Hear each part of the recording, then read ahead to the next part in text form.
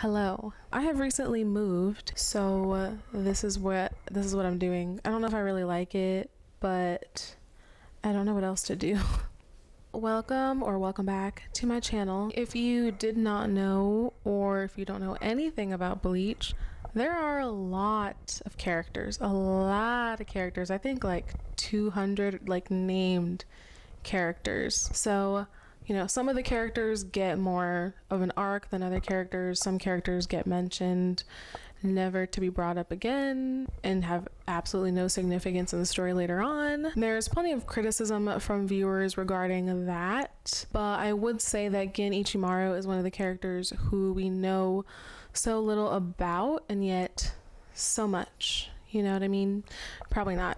Gin is a character that we don't know much about. He's very mysterious, and that is on purpose. He's meant to be a mysterious character, and he's also a morally gray character, and that's what I'm talking about in this video. Moral grayness, specifically Gin Ichimaru, and why he's such a good morally gray character, but also comparing him to some proclaimed morally gray characters that I feel are not actually morally gray. After watching Gin's story play out, I knew that I wanted to use him as an example to talk about morally gray characters. I think he's a great example for this concept because is he a villain? Is he not a villain? Is he sadistic? Does he have feelings? He seems to have feelings. The term morally gray, it's used a lot to the point where I feel like we've muddied the waters a little bit, because from how I understand moral grayness, the bad boy who actually has a heart of gold is not a morally gray character. Rather, this bad boy with the heart of gold is actually masking his true self to achieve a goal for whatever reason, and usually that goal is a good reason. But a true morally gray character should be someone that we can debate on whether they're good or bad and never find the solution, because it's not clear and never will be clear because the character is morally gray. I've seen the term morally gray used a lot by fantasy readers, more specifically readers of fantasy romance. If you take ACOTAR, for example, A Court of Thorns and Roses by Sarah J. Maas, not just the book, but the series as a whole, readers often call Rhysand morally gray. I have no idea if the author would consider Rhysand morally gray, if she's ever called him morally gray, I don't know, but that is what fans and readers have called him, and that's how they have described him. I disagree. I would say that Rhysand's true moral grayness is shown in the first book of the series, because whether he's good or bad is not clear at all, and he's working with the villain of that story, and he does bad things to appease this villain and working with the villain to further his own personal interest. I would say that that is morally gray, and I enjoyed Rhysand's character in the first book a lot more. I liked when I kept on my toes a little bit, you know what I mean? In the later books, he becomes less interesting in my opinion. In the first book of the ACOTAR series, it's not clear what Rhysand's intentions are. He helps Feyre in her trials. Basically, he helps her cheat, but he also harms her physically and drugs her.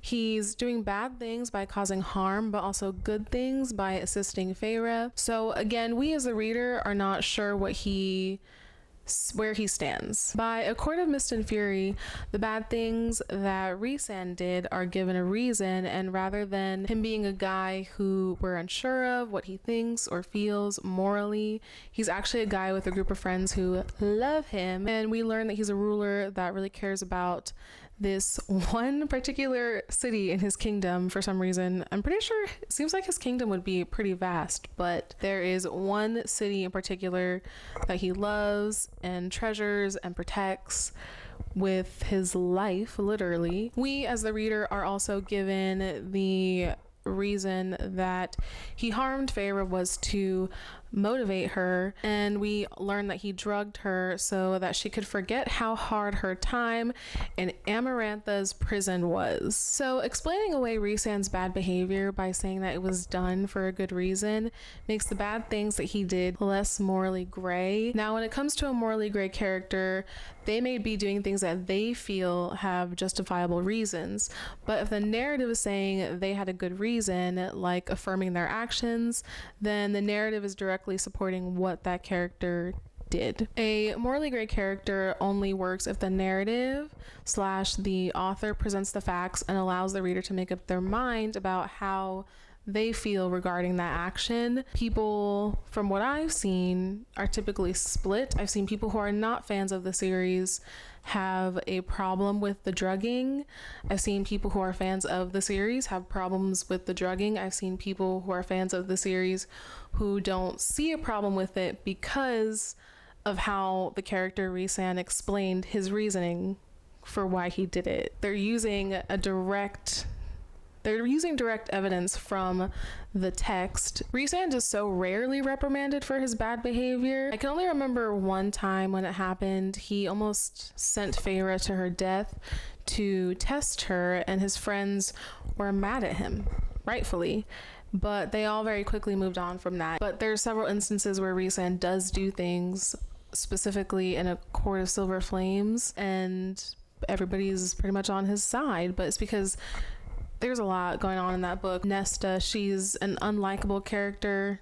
I actually like her, but the other characters do not like her in that book. And I guess because she's unlikable, Rhysand treating her terribly is okay, I guess.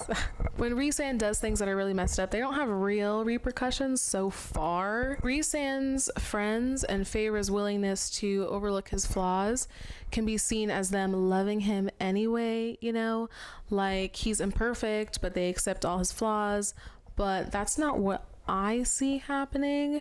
Rhysand does bad things, and the narrative essentially hand waves it away. Cassian gives Rhysand a lot of passes for talking to Nesta, his mate, the way that he talks to her. Cassian is also Rhysand's general, so he probably can't berate his superior, you know, but at the same time, they're besties, and that's also part of why your entire court should not be made up of besties, like best friends and family members, because you can't really, and that's tricky. They can't really like overstep their boundaries, but then again, you're like really close. They call each other family. I don't know. But in The Court of Silver Flames, he was truly a terror in that book. If I was Nesta, I'd have just left. The Court of Silver Flames has had people reevaluating Rhysand as a character. Some people feel that the character is out of character in that book. Some people feel that he's not, and that him being kind of difficult adds to his moral grayness. I don't think that Rhysand past the second half of A Court of Mist and Fury, when we really get to know him, is morally gray. Of course, you can disagree with me and still think that Rhysand is morally gray. When it comes to books, there's no wrong interpretation, unless I were to say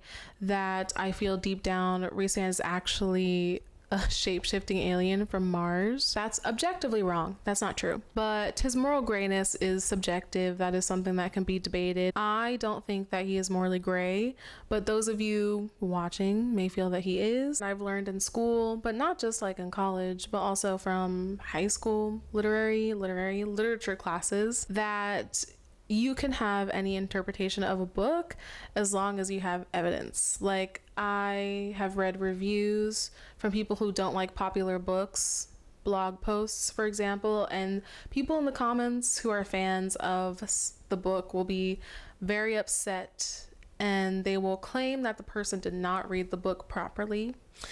And a person can have any interpretation of a book. You can't really read a book wrong unless you really just completely didn't understand it. But there's not understanding a book and not understanding the concepts and having your own interpretation. They're two different things. The books that I read in high school, but I remember reading certain books and, you know, going to my trusty Spark Notes and looking at what they wrote and being like, oh, so that's what that meant. So, but that's different than somebody being like, well, Rhysand, I think he's a morally great character, and me saying that I don't think he is, and me providing my evidence and then somebody else providing their evidence. I can disagree. You can disagree. I think that's the beauty of books. Also, while not every book is literature, almost every book can be dissected and evaluated if that's what you so choose to do. If I can analyze Ice Planet Barbarians, I can do that with ACOTAR. So my next example is Fourth Wing. I listened to Fourth Wing on audiobook. I don't know the general consensus on Xaden Riorson, the main male love interest thus far of Fourth Wing, but my friend described him as morally gray, and I did some research by literally just typing Xaden Riorson morally gray into Google, and it seems that he is being perceived by some readers as a morally gray character. He's the son of Fen Riorson, a rebel who was killed because he was a what did I write? So Fen Riorson, he was a rebel who was killed because all the rebels were killed, but their children live and are subjected to like scrutiny, and they're kind of outcasted. So Xaden, the son of a rebel, is in the war college, and he's in the writer's quadrant with access to big bad dragons and a position of power. Xaden, as a son of a rebel, he clearly has a goal. I think, if I remember correctly, it's to expose the conspiracies within the military of this kingdom. I listened to the book on Audible, and I'm waiting for it from the library, and I might reread it just because I wasn't retaining information, and I don't think that I'm dumb. I have my moments. Like the other day, I accidentally walked into the wrong apartment. I have my moments. I was exhausted from having moved, walking up and down the stairs in 100-degree weather. I was just, walked into the wrong apartment, walked right out. I don't think anybody saw me. Lock your doors, people. Xaden Riorson is morally gray because he's rebelling against the government and lying to his girlfriend, Violet. Well, they're not official yet, but they may as well be boyfriend and girlfriend. But he lies to his girlfriend Violet, who's the protagonist, about his actions, and he doesn't tell her about his sneaking around when she finds out what he's been doing, and she's mad at him for it, though his reasoning was justifiable. The narrative also doesn't really say Xaden is right and Violet is wrong, or vice versa. So in that sense, Xaden may be more morally gray than Rhysand. However, Xaden's moral grayness doesn't feel weighty enough to me, because as a character, Xaden is a bit flat for me in comparison to a character like Gin. I feel like I don't know that much about Xaden.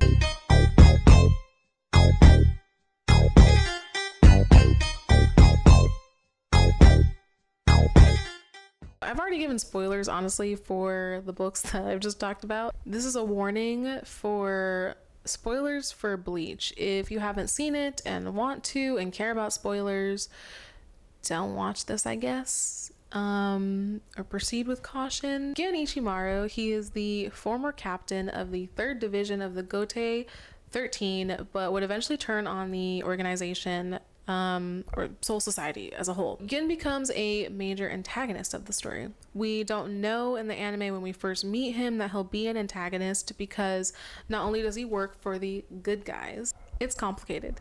Soul Society is definitely not the good guys the more that you watch, but he's also got this permanent smile on his face. However, seeing his character on screen and watching him interact with other characters, it becomes clear that he's strange. None of the other captains of the Gote 13 seem to really like or trust him. He is very unnerving, and he gives other characters the creeps. Episode 21, Ichigo is battling Oh my god, I should have looked up these names before I did this. Let me look it up. Goodness gracious. I'm gonna say Jidanbo. Towards the end of that episode, Gin appears, and Jidanbo is obviously alarmed by his arrival, and all Gin is doing is smiling. But this gigantic beast of a man is genuinely terrified, so that tells you that Gin is intimidating and someone to worry about. And that's not the only time. There are so many instances where we see other characters are genuinely freaked out by Gin. Rukia is the sister to Byakuya, a captain, and she would be walking with him through Soul Society, and they would run into Gin together, And Rukia comments on how the first moment she laid her eyes on Gin, she broke out into a cold sweat, and comments how his physical characteristics remind her of a snake, which will come back later. Gin is aware that he makes people uncomfortable and he uses it to mess with people. And he's actually surprised when Ichigo doesn't seem to be afraid of him. We'll circle back to this because this is a part of Gin's standing as a morally great character, but does he genuinely enjoy messing with people?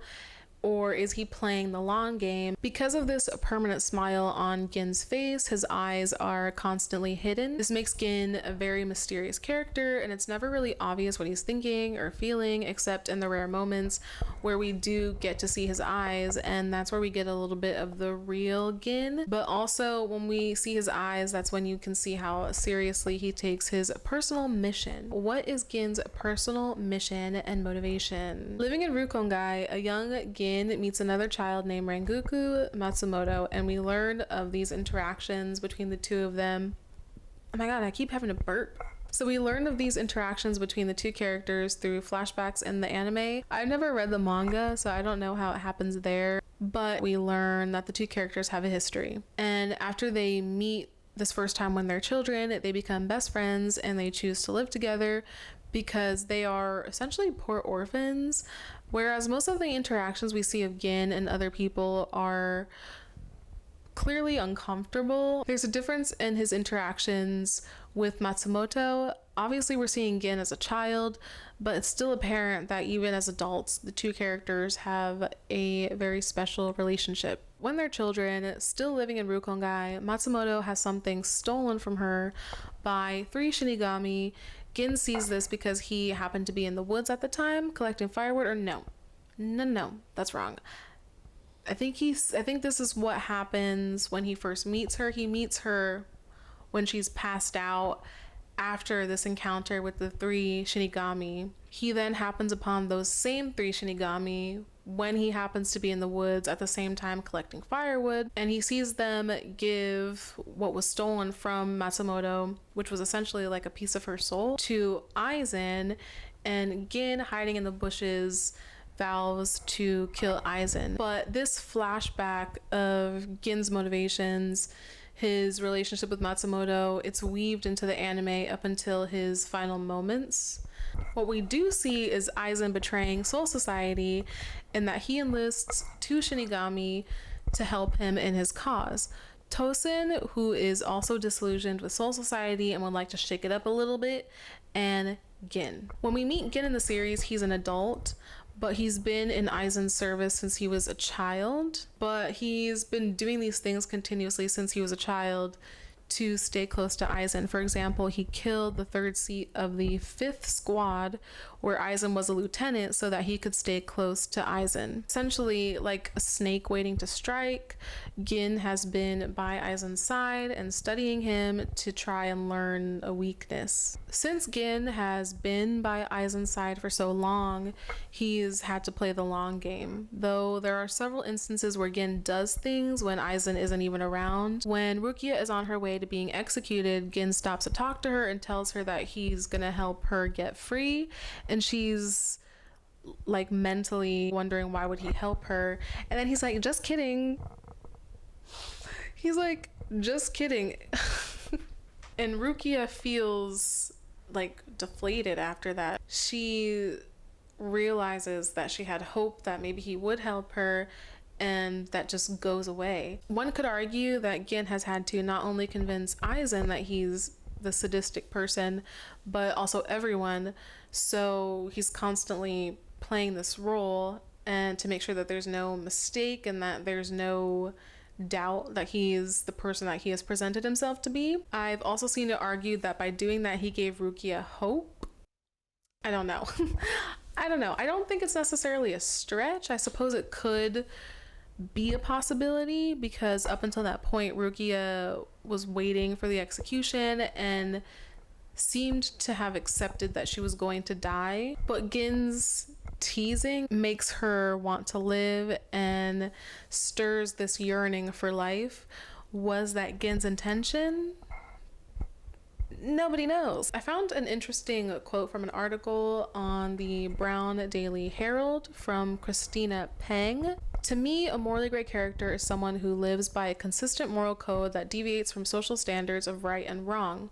This is a character who feels incredibly human, often someone who tries to do right, fails, and falls into bad tendencies. Gin is absolutely trying to do right by Matsumoto, but he's going about it in the completely wrong way. He has had to hurt people, and those lives are irrelevant to him because he wants to avenge Matsumoto. I actually got the idea of Snape from this article by Christina Peng. If you look at Snape from Harry Potter, he was really not a good guy. Alan Rickman really made that character, but in the book, he's much more of a jerk. In the movies, they insinuated that Snape, if I remember correctly, they insinuated that Snape kind of cared for Harry, but I don't think that was ever the case in the books. I think it's pretty clear he doesn't like Harry and never will, but he needs to protect and help Harry because Harry is the key to Voldemort's demise. Snape only ever specifically wanted to avenge Lily, and if he could have done that without Harry, he probably would have done it that way. He did questionable things as a sort of double agent, double spy, but it was ultimately for a good cause, you know, to take down Voldemort. But he was doing it for a selfish reason. If he hadn't loved Lily, would he have been on the good guy side? Maybe he would have been was he a Death Eater? Wasn't he a Death Eater? Maybe he would have stayed a Death Eater if not for Lily.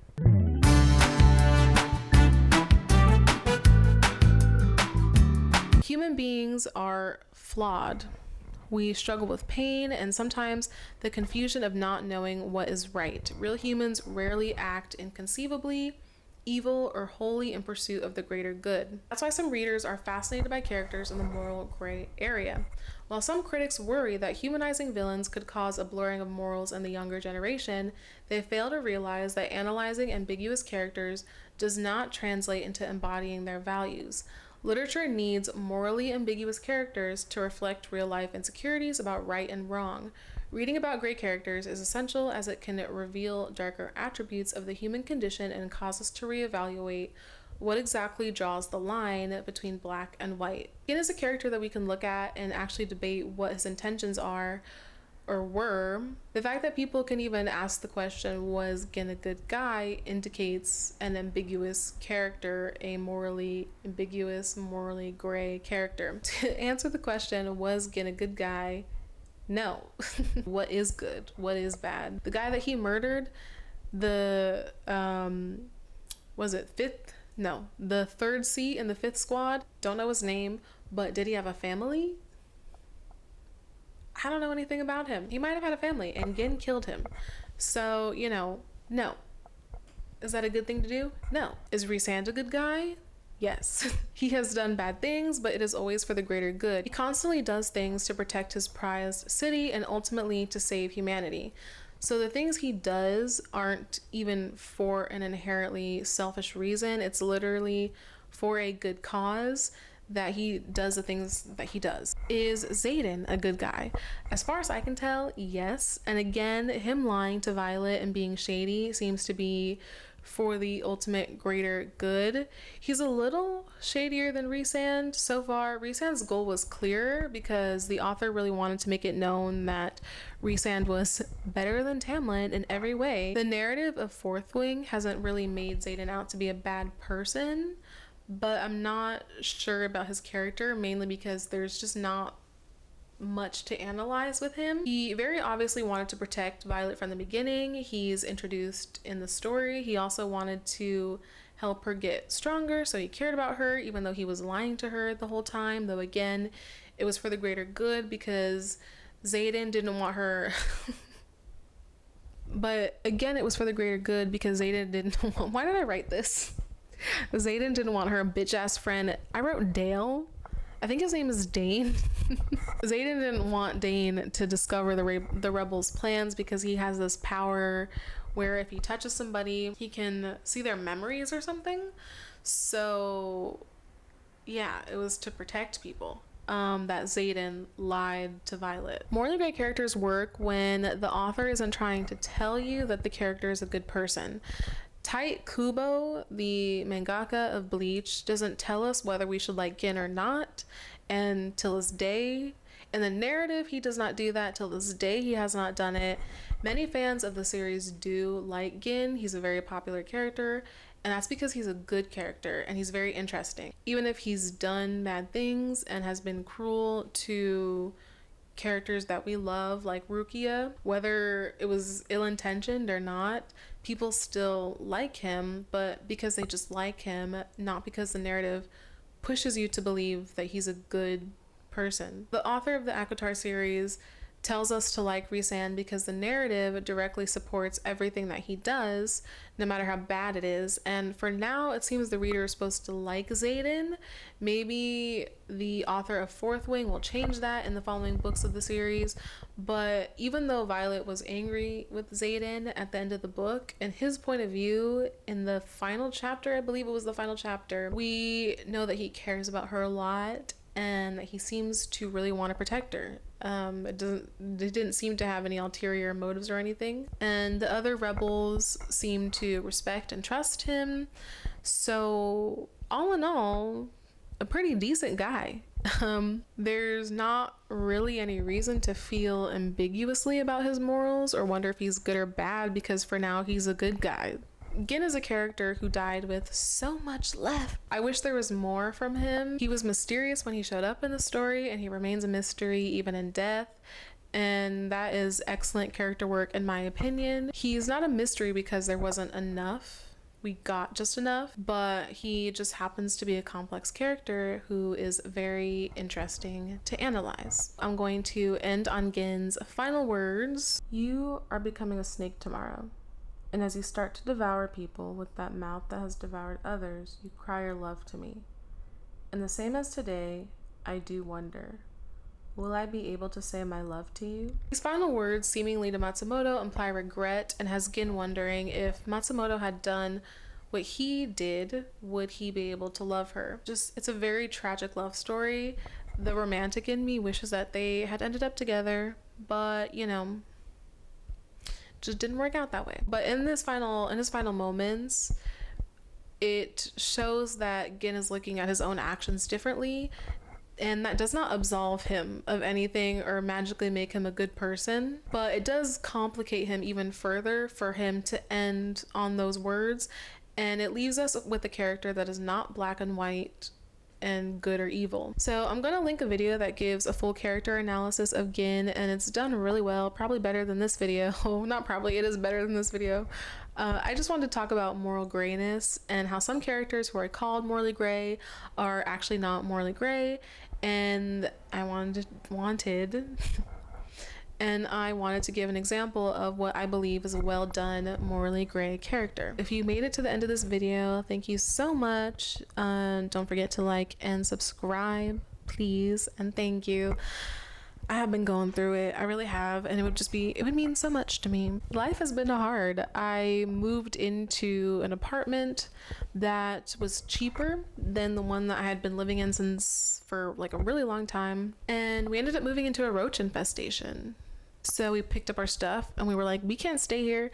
So we found another apartment that is slightly more expensive. So far, we have had no problems. My car broke down the other day, and that was $900 to get fixed. Everything is just too expensive. Rent is too high, and it's really stressful. Forgot to mention, my car broke down when I was on my way to an interview, so that was nice. And I ended up not making it to the interview. So yeah, life has just been kind of tough. Doing things like this, it makes me happy, so that's why I do it. So yeah, thank you so much for watching. Ooh, my voice. I haven't talked this long in a really long time. Yeah, so that's it. And goodbye. Oh, I didn't even say that I did start. Did I say that I started the 1,000-Year Blood War anime? I did start it. It's amazing. And yeah, I recommend that highly. So yeah, goodbye. That's it. I ain't got nothing else more to say.